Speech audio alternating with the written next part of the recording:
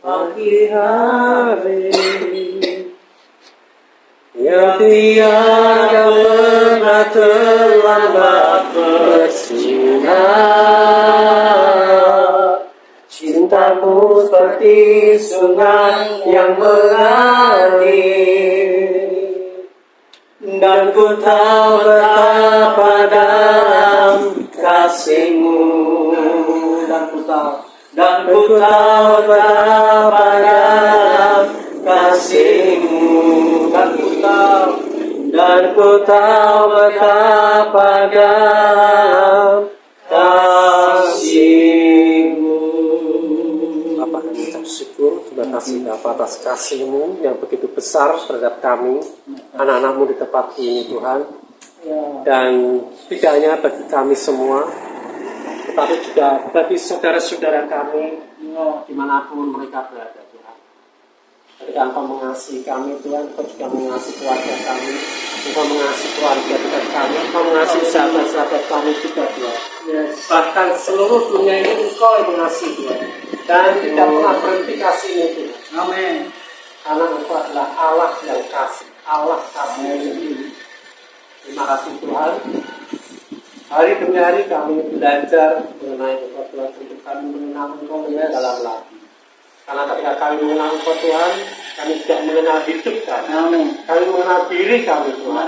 Engkau adalah identitas diri kami Tuhan. Ketika Engkau kasih, Engkau mengasihi Tuhan, kami juga mempunyai kasih. Yes. Ketika Engkau berkuasa Tuhan, kami juga mempunyai kuasa. Amin. Roh Kudus supaya mengajar kami bagaimana kami hidup seperti Engkau itu. Roh Kudus supaya mengajar kami bagaimana kami menjadi serupa seperti Kristus yang sudah kehidupan kami.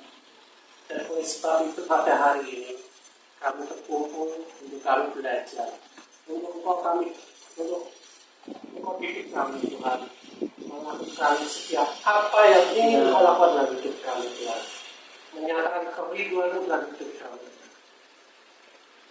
Terima kasih Tuhan. Kami ucap syukur Tuhan, dan biar kami semua berikan nikmat-Mu, wahyu-Mu, untuk ajar kami lebih lagi, dan kami dapat mengerti setiap firman yang Kau sampaikan pada hari ini, sehingga mulut kami akan penuh dengan kesaksian kami Tuhan. Terima kasih Bapak, kami ucap syukur, dan kita semua siap untuk belajar firman Tuhan. Kita semua berkata amin. Shalom. Shalom. Sebelum saya sampaikan firman Tuhan, ada yang mau bersaksi? Selama seminggu ini kebaikan Tuhan. Tuhan baik gak sih? Baik. Bisa gak diceritakan kebaikan? Bisa. Coba diceritakan. Sedikit kesaksian ya. Kalau beberapa bulan yang lalu saya mengalami musibah retak tulang di bagian kaki, bukan karena jatuh, tapi saya naik bis tram yang mana sudah akan turun di terminal Tenggarong, dengan saya sudah persiapan akan turun, tapi mendadak bis ini rem mendadak sehingga kaki saya itu tergeris di besi, sehingga mengakibatkan saya retak tulang. Berapa bulan saya ada di rumah, menurut anak-anak saya mungkin kalau saya ditinggal kerja, saya tidak bisa beraktivitas. Tapi puji Tuhan, walaupun kaki saya dipen dan belum diambil, saya masih dapat beraktivitas karena dengan baik ya. Walaupun saya pakai kursi roda, saya usahakan saya tidak menyerah dengan keadaan, karena Tuhan yang membuat saya kuat. Saya masih dapat beraktivitas, sehingga kekhawatiran anak saya itu terjawab bahwa saya semua bisa hingga hari ini, walaupun belum pulih sempurna, tapi saya masih bisa berjalan sampai sekarang. Demikianlah kesaksian saya, karena kemurahan Tuhan. Saya berterima kasih, dan mungkin dukungan doa-doa dari sahabat-sahabat saya. Terima kasih. Tuhan baik kan? Sangat baik. Tepuk tangan kalau saudara. Berarti Indri akan bisa. Oke, saya akan bersaksi ya. Ya sebenarnya kebaikan Tuhan itu banyak sekali dalam hidup kami. Ya. Dan segala khawatir, segala apapun itu Tuhan lakukan. Apa yang saya cita-citakan, apa yang saya rindukan hari lepas hari, Tuhan bukan jawab ya, Tuhan jawab pasti jawab. Tuhan beri kemampuan untuk menjalani hari-hari saya ke depan, itu selalu tetap bersyukur kepada Tuhan. Apapun, dan puji Tuhan, saya di keluarga kami semua diberikan semuanya sehat, dan karena perlindungan Tuhan kita semua juga melayani Tuhan, dan orang yang melayani Tuhan pasti akan dikasih perlindungan. Dan saya belajar semua keluarga kami harus melayani Tuhan, karena pujian bersama keluargaku melayani Tuhan juga luar biasa. Pada waktu kita melayani Tuhan, bukan hanya berkat, itu pasti berkat itu pasti dilimpahkan. Penyertaan Tuhan dan kasih setia Tuhan itu tetap ada di dalam kita. Ya lemah, tapi itu pasti benar. Pada waktu kita lemah, kita dikuatkan lewat apa? Lewat firman Tuhan, lewat persekutuan ini. Saya bersyukur, saya itu dari kecil ditinggal orang tua udah dari kecil ya. Kalau lihat oma-oma yang di sini, aku senang sekali karena apa? Kayak menemukan sosok ibu-ibu yang jadi ibu buat saya kayak gitu kan, dan itu luar biasa karena itu tidak pernah saya alami sampai besar, umur kelas 4 SD kan sampai enggak orang tua kan. Dan saya percaya sampai hari ini aku ada karena Tuhan. Hari ini sehat, bisa ketemu Bapak Ibu, itu karena Tuhan. Hanya kebutuhanku, aku ingin melayani Tuhan lebih lagi. Aku mau datang kepada Tuhan lebih lagi. Apapun, kalau kita memuji Tuhan, walaupun satu dua orang tetap bersemangat, tetap fokus kepada Tuhan. Ya, kadang-kadang kita memuji Tuhan, aku kita, tapi walaupun satu dua, tetap mujinya kayak 1000 otak, gitu ya. Tapi disitulah pada waktu kita meluk puji-pujian kita, syukur kita, Tuhan akan memberkati. Itu yang saya rasakan di kehidupan kami. Keluarga kami selalu disertai Tuhan, diberkati Tuhan, dan sampai kapanpun kami tetap melayani. Amin. Terima kasih, ini kesaksian dari Tuhan.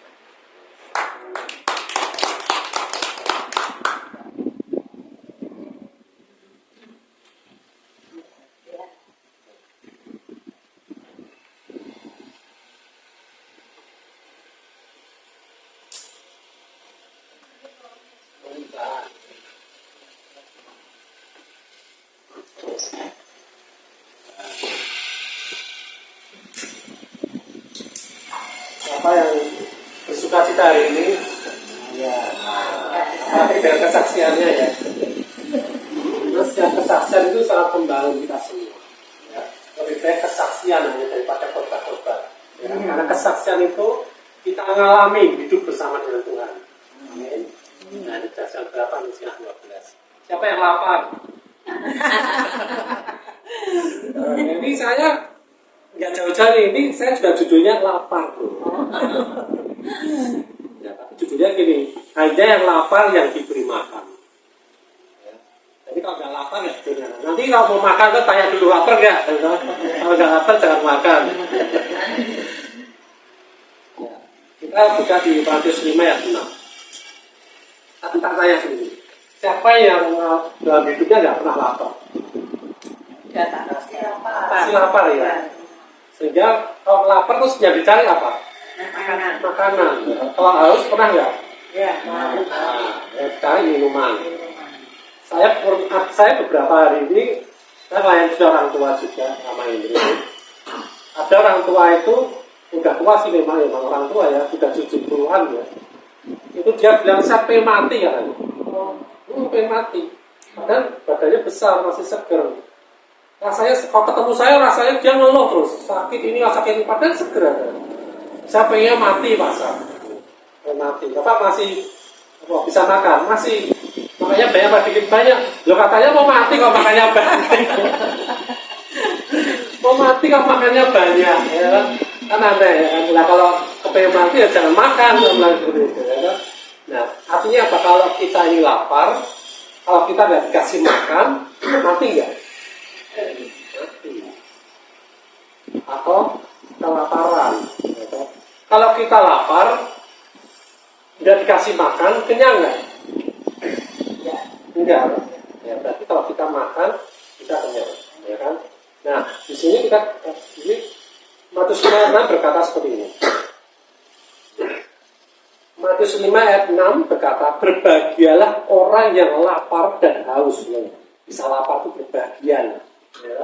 Bisa lapar itu berbahagia karena ada suatu saat ini nanti akan bersaksi. Dia pernah merasakan nggak pengen makan, nggak lapar, ya kan? Sampai akhirnya masuk ICU.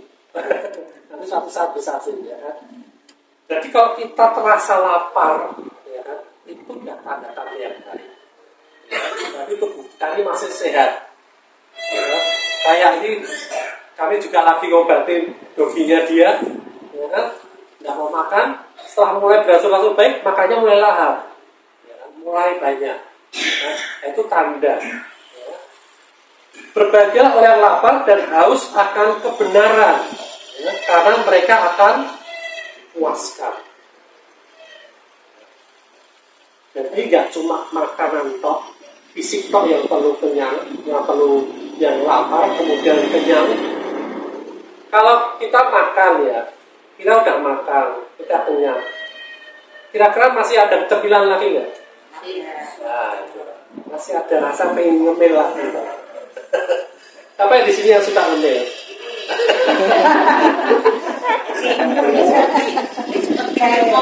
Oh iya.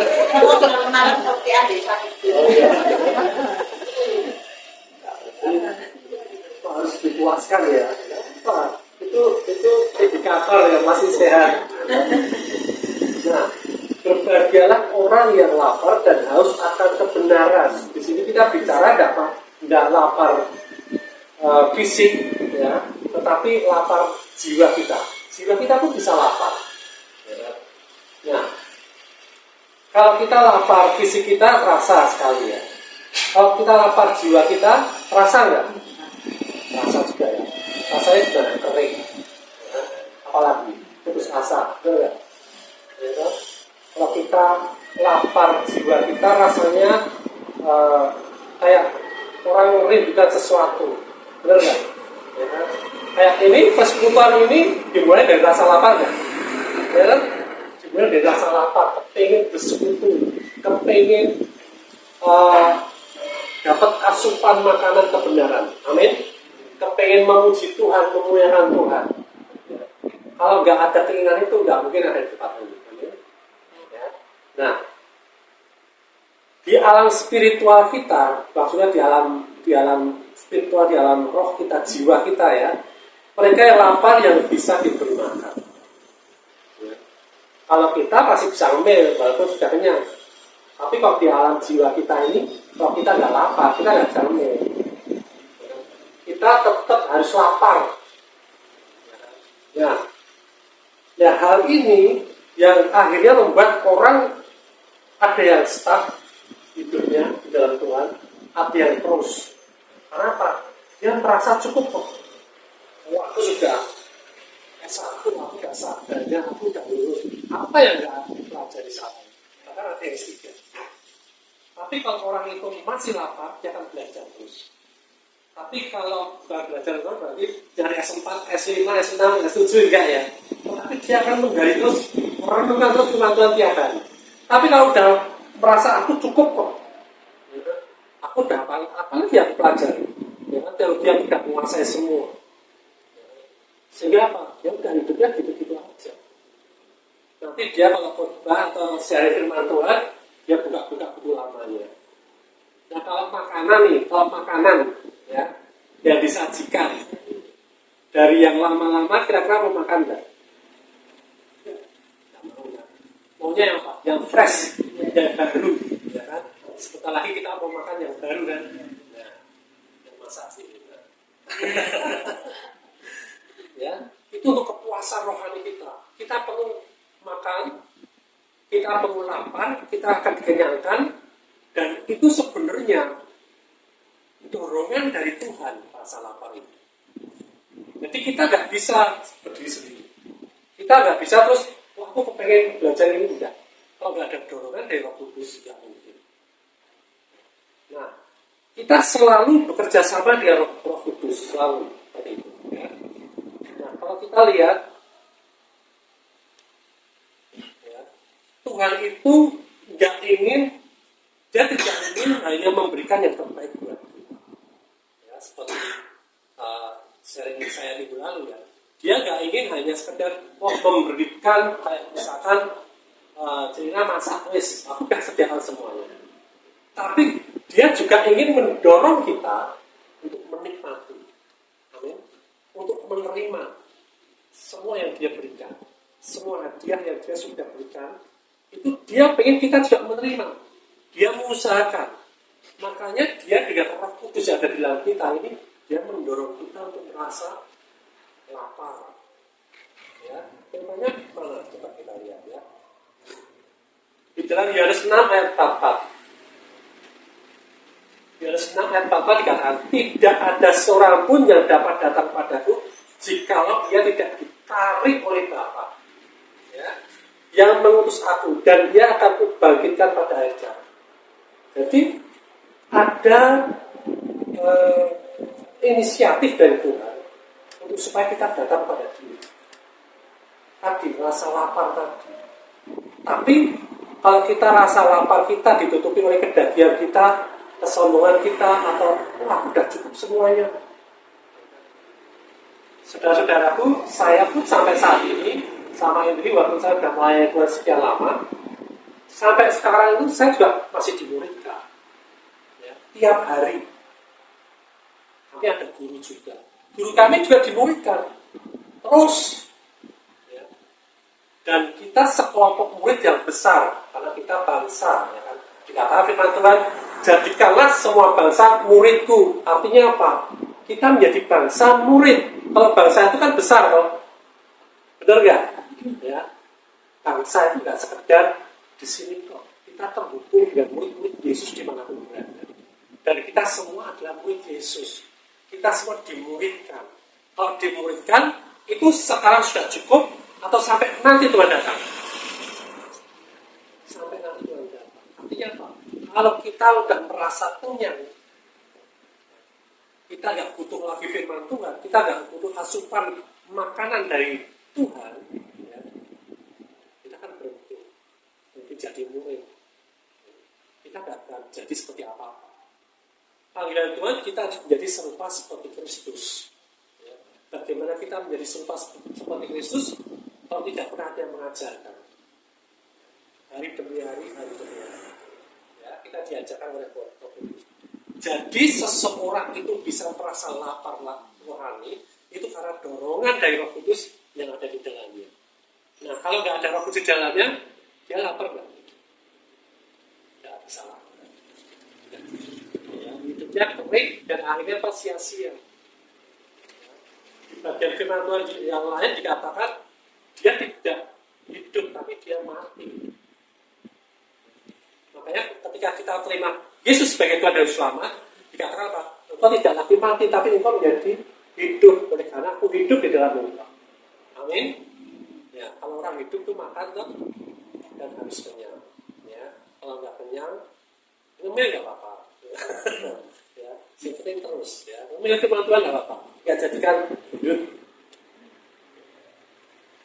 Nah, lapar akan Tuhan tidak menyebabkan Tuhan bergerak dalam hidup kita, tapi itu adalah tanda bahwa Tuhan sudah bekerja di dalam kita. Ya, kita hanya lapar kok ya. Itu bukan Tuhan bekerja dalam hidup kita, enggak. dan Tuhan bergerak ya, belum bergerak. Tapi itu sudah tanda kita ini sudah dapat dengan Tuhan dalam hidup kita. Ada dorongan Tuhan dalam hidup kita.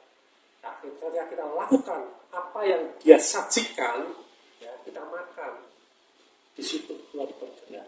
Ketika kita percaya apa yang kita makan ini, kita sepakat dengan Tuhan, dengan apa yang dibagikan dalam hidup kita, ya, itu terjadi. Karena apa? Semua yang diberikan kepada kita ini dari Tuhan, itu semuanya mustahil kalau kita hanya kerjakan sendirian. Tidak ada yang bisa. Ya. Kalau ada yang bisa, Tuhan tidak turun ke dunia. Nah, karena kita ini harus diajarkan, harus dibimbing. Makanya Tuhan turun. Seperti tadi ya, nyanyian tadi, ya, kita tetap digendong Tuhan. Itu seperti Bapak kita dulu. Pernah nggak? Siapa yang belum pernah rasanya digendong? Waktu kecil. Pernah? Selalu digendong. Digendong ya. Masih pernah digendong, Mas? Nah, kalau sekarang kita masih minta digendong, kuat nggak, Mas? Sama Tuhan ya. Nah, kalau Tuhan itu nggak pernah bosan gitu. Tapi ingat nggak waktu kita digendong dulu? Ya, nggak ingat. Ya. Tapi ketika kita pernah gendong nggak? Nah, yang pernah punya anak pasti pernah gendong. Ketika kita gendong, kita diam aja atau ngobrol? Ngobrol, no? Maksud yang cuek-cuekan gitu kan tidak mungkin kan sama anaknya. Pasti kita kan ngobrol. Kita kan lihat ada kapal terbang. Oh, itu ada pesawat terbang itu bagus, bisa terbang. Dia akan tanya-tanya, ya kan? Terus kemudian ada cecak. Oh, itu cecak. Oh, mampu loh, dia takut juga, ya kan? Dan sampai akhirnya terjadi kita gendong, kita takut-takutin, ya kan? Enggak, Tuhan tidak pernah seperti itu. Ya kan? Tapi Tuhan akan mengajar kita. Makanya kita perlu digendong sama Tuhan supaya apa? Supaya ini kita ini tenaga kita tidak ada. Kalau kita digendong meronta-ronta susah ya gendongnya. Ya. Kalau kita lawan susah. Makanya apa? Ketika kita digendong, kita diceritakan sesuatu sama Tuhan. Kita diajar sesuatu sama Tuhan. Bahkan kita juga dikasih makan, dibilang sama Tuhan. Semuanya. Tuhan sudah layani kita sampai hari ini. Amin. Ya. Jadi tidak pernah terlepas. Ya. Tidak pernah terlepas ya gendongan Tuhan itu dalam hidup kita. Karena apa? Disitulah saat-saat apa? Saat-saat Dia mengajar kita.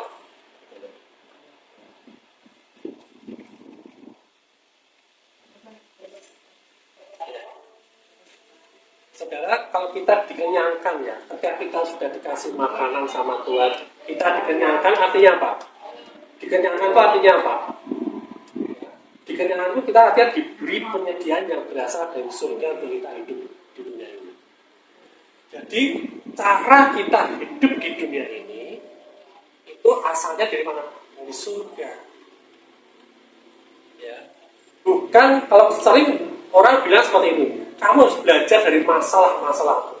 Benar nggak? Sering nggak dengar ini? Masalah kamu akan mendidik kamu.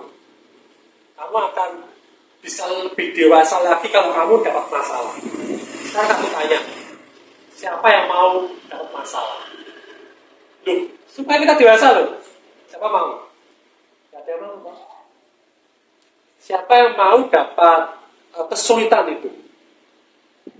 Gak ada yang mau, toh? Nah, makanya kalau kita tidak mau ya dikasih masalah, Tuhan pun tidak kasih kita masalah.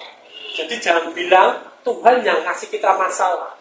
Karena apa? Firman Tuhan berkata, Dia tidak pernah bisa dicobai dan Dia juga tidak mencobai siapapun. Amin. Amin. Ya. Jadi kita ini hidup dari firman Tuhan. Firman Tuhan asalnya dari surga. Kenapa kita harus belajar seperti ini? Supaya apa? Supaya ketika kita menghadapi masalah, kita menang. Amin. Ketika kita menghadapi persoalan hidup, kita tahu cara mengatasinya. Makanya apa? Kita dikatakan lebih dari pemenang. Karena perlengkapan persenjataan itu sudah diberikan kepada kita. Ya, kita baca ya.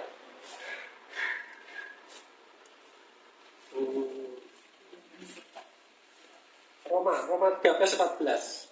Roma 13:14. Roma 13:14 dikatakan, tetapi kenakanlah Tuhan Yesus Kristus sebagai perlengkapan senjata perang. Dan janganlah merawat tubuhmu untuk memuaskan keinginan tubuhmu maksudnya. Ya. Jadi, kenakanlah Yesus Kristus.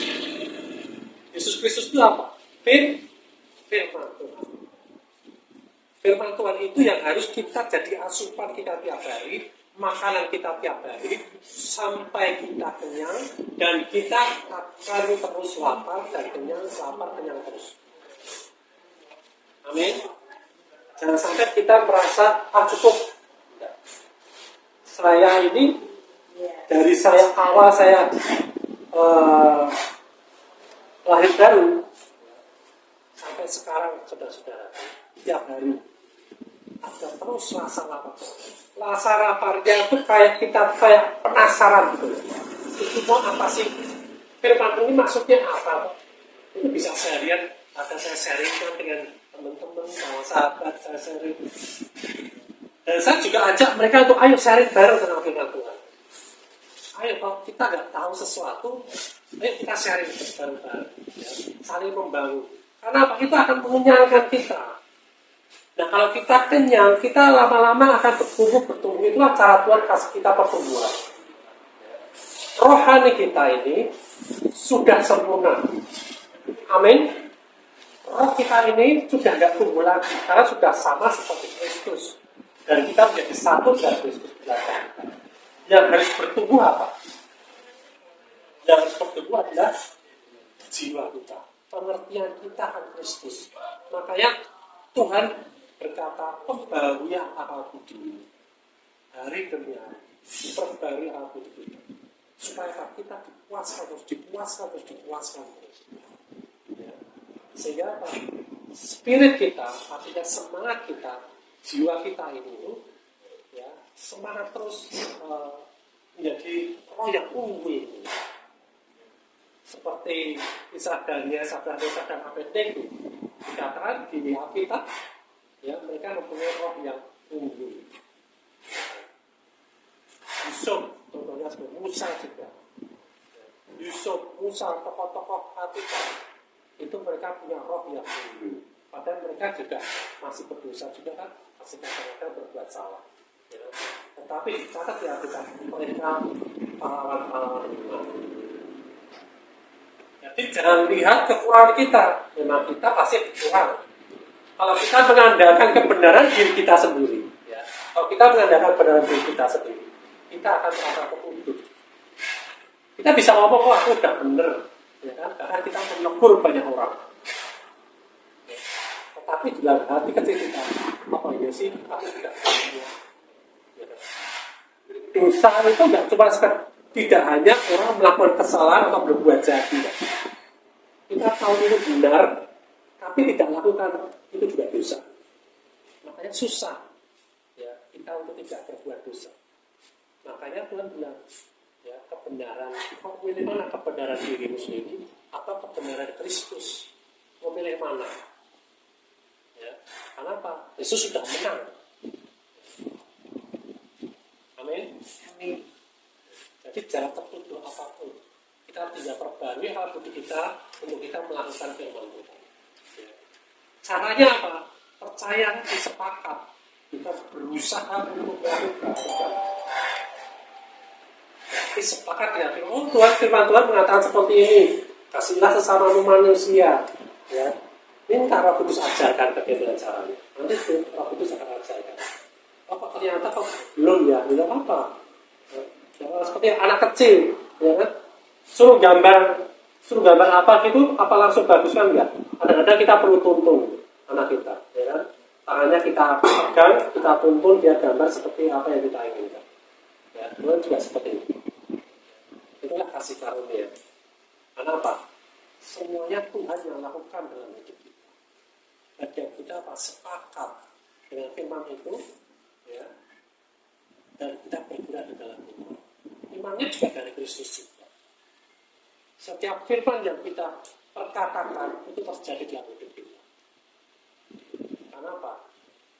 apa yang terjadi di dunia ini dari perkataan. Amin. Ya, semua diciptakan dari perkataan. Kita bisa ciptakan hidup kita seperti apa. Kita perkatakan sesuai dengan firman Tuhan. Ya. Kita mau jadikan anak kita seperti apa? Perkatakan itu. Belum lama dan masih saat ini saya juga melayani orang di Jogja. Orangnya belum pernah ketemu sama sekarang. By phone aja. Ya, saya bimbing layar baru juga by phone. Ya. Terus dia mengalami apa ya, seperti diganggu oleh roh-roh yang dari dunia ini. Tetapi apa? Dia percaya. Ya. Dia mau bertumbuh. Hanya apa? Tiap hari saya intens. Tuhan kasih pertumbuhan yang luar biasa pada itu. Dia tidak banyak mengalami perubahan. Anaknya yang tadinya aneh-aneh sudah mulai bagus. Dia bilang, ya tapi masih nakal. Dia bilang, udah nakal tuh anak. Itu dia aktif dan cerdas. Ya.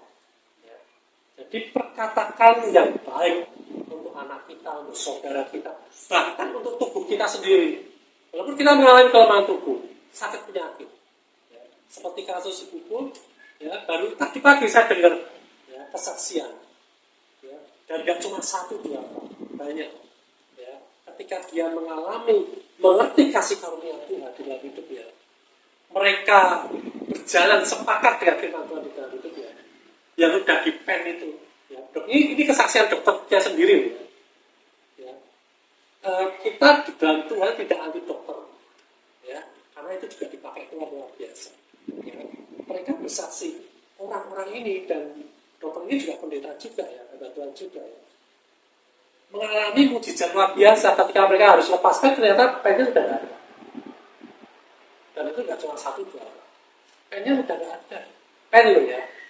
Kalau tulangnya sudah sembuh, ya kan. Sering kita dengar ya, udah. Bahkan yang bisa tumbuh lagi, itu kita juga pernah dengar. Banyak seperti itu.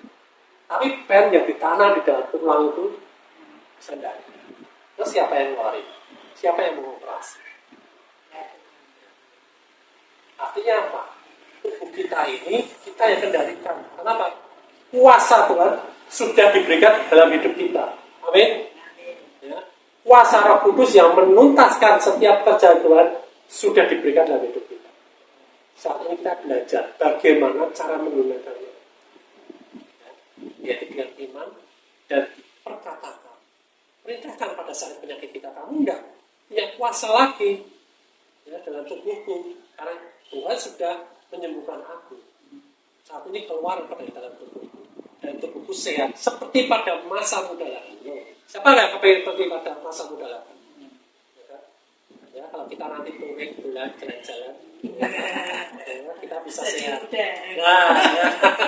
Makannya bisa banyak, ya kan? Ngomongnya juga.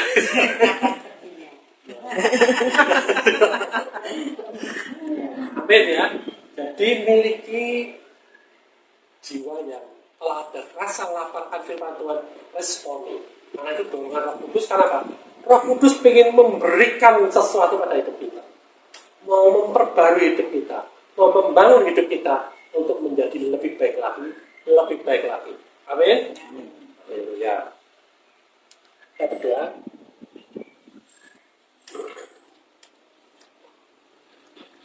Bapak, kami ucap syukur dan terima kasih untuk apa yang sudah Kau berikan dalam hidup kami hari ini, dan untuk memuaskan hidup kami Tuhan, untuk memuaskan apa yang daripada Engkau Tuhan Kau curahkan dalam hidup kami hari ini. Dan kami mau Tuhan senantiasa merasakan lapar dan haus akan Engkau Tuhan, supaya hidup kami terus Tuhan menerima daripada Engkau Tuhan. Hidup kami terus Kau puaskan Tuhan dengan hal-hal yang daripada surga Tuhan, supaya kami hidup seperti Engkau hidup Tuhan. Terima kasih Tuhan, hidup kami terus di dalam kasih-Mu, di dalam anugerah-Mu Tuhan. Dan saat ini Tuhan, kami berdoa untuk saudara-saudara kami yang mengalami kelemahan di dalam tubuhnya maupun jiwanya, yang mengalami struggle pergumulan dalam hidupnya, yang mengalami kelemahan-kelemahan Tuhan. Saat ini kami berkata Tuhan, kami mau saudara-saudara kami ini Tuhan juga mengalami anugerah yang daripada Engkau Tuhan, dan kuat kuasa yang daripada Engkau sudah ada dalam hidup kami. Kami pergunakan untuk kami memperkatakan bahwa semuanya itu sudah selesai. Pekerjaanmu sudah selesai. Dan saudara-saudara kami mengalami kebangkitan, mengalami kekuatan, mengalami pemulihan, mengalami kesembuhan Tuhan. Dan kami terima semuanya itu Tuhan, di dalam nama Tuhan Yesus. Saya percaya Tuhan, persekutuan ini Tuhan, akan terus Tuhan, dan semakin ditambah-tambahkan Tuhan, supaya kami Tuhan semakin mengenal Engkau sebagai Tuhan dan Juru Selamat kami. Dalam nama Tuhan kita semua diberkati berkata, amin.